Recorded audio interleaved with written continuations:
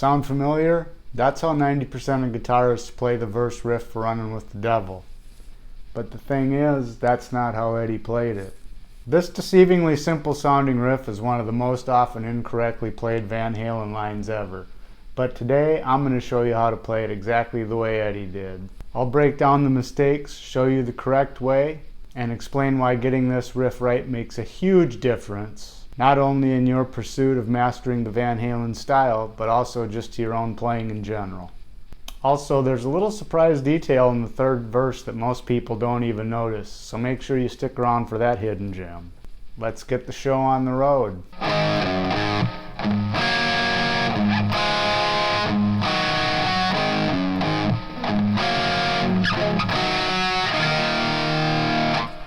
Now, in a couple of my videos, I've kind of put tabs on blast, both online and in the books. But to be fair, many of them have actually gotten better since I was growing up.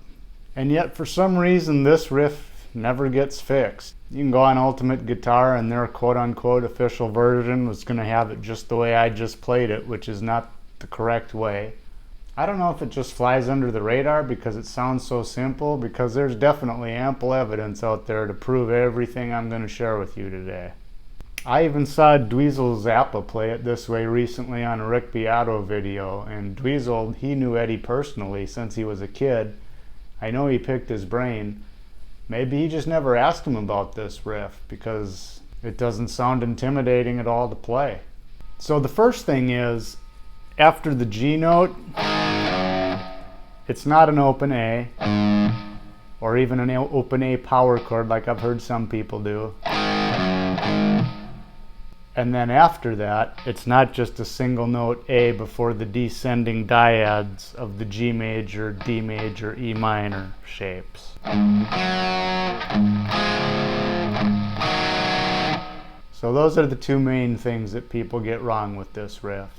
That third note, well, the third note and the fourth note.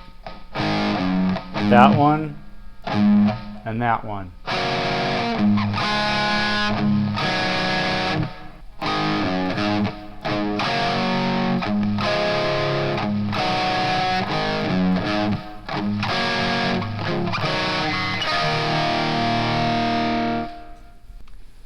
So what's really happening is the G note is actually followed by an A played with the pinky at the 5th fret on the low E string.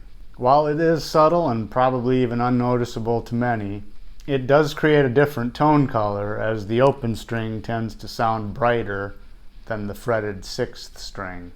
And also the fretted note is easier to kind of choke off.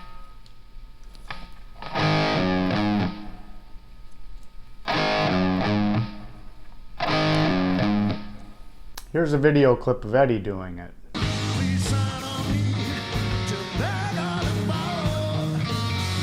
So then the next piece, right after that, the fourth, I shouldn't even call it a note because it's not a note.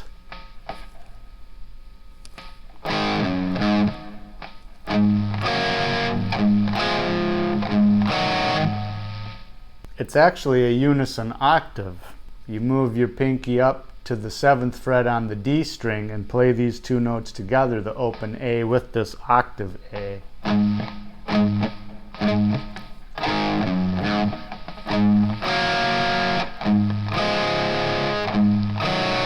And then you do the descending dyad shapes. You can hear this pretty clearly on the guitar isolated track. Have a listen here.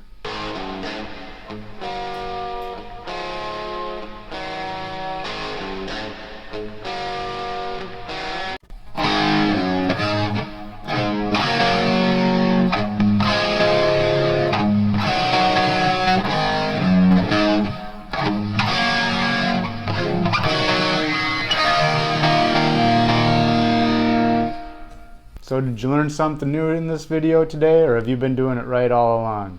Be honest, let me know in the comments below. And now for the bonus round. On the album version, on the second half of the third verse, he adds another subtle, little colorful embellishment to the unison octave right before the descending dyad part. And what he does is he adds a minor third above that octave note. So in this case, I shift and use my third finger on the D string 7th fret, and then my first finger on the 5th fret of the G string. So it goes like this.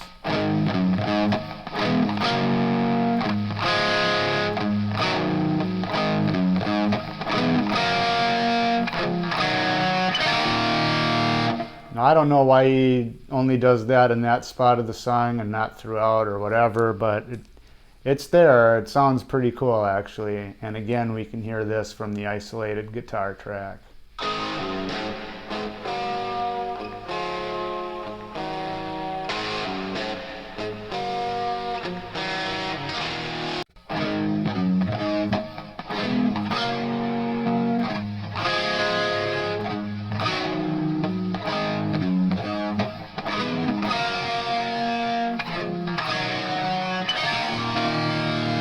Now, I first realized I was playing this riff wrong way back. Actually, I was regretfully watching videos of the 07-08 reunion tour with Dave because I had missed it, and I was pretty flabbergasted that that one snuck by me somehow. But I saw the video and I saw Eddie's pinky move and I went, wait a second, back that up, let me check that again. And from then on, I mean, I thought that was the only difference. I didn't really catch the fact that he was doing that octave with the A.